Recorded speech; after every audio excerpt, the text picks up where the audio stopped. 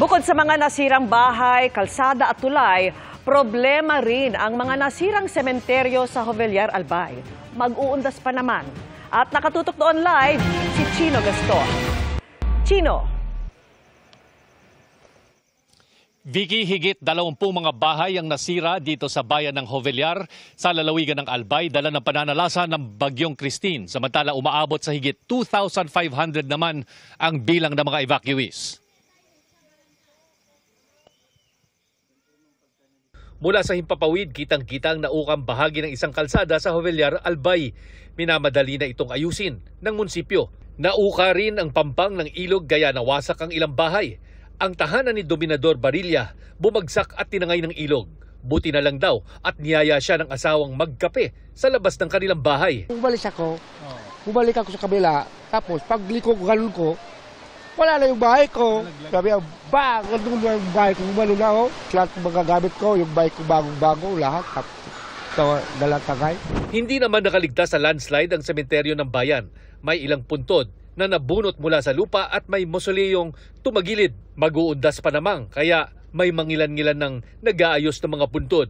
Kabilang si Rolando Arañas na sinasabayan sa pag-ayos din ng bahay na sinira din ng landslide sa kasagsagan ng bagyo. Sino nasiraan ng bahay? Kayo? Kami, yung anak ko.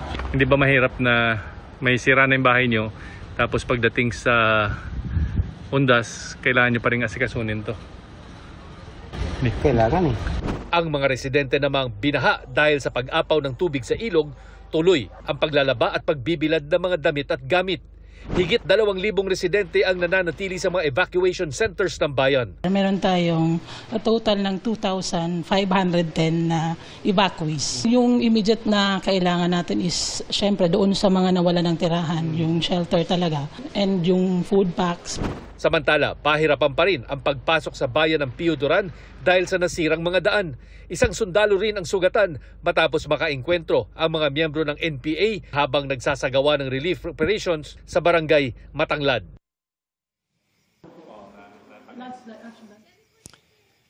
Vicky, patuloy ang pagbangon ng mga residente ng mga bayan ng Albay na lubos na apektado ng nagdaang bagyo at humihingi nga ng tulong para maitawid ang mga susunod na linggo at mabuo na rin ang kanilang mga nasirang bahay at maibalik ang mga nawalang pananim. Vicky. Maraming salamat sa iyo, Chino Gaston.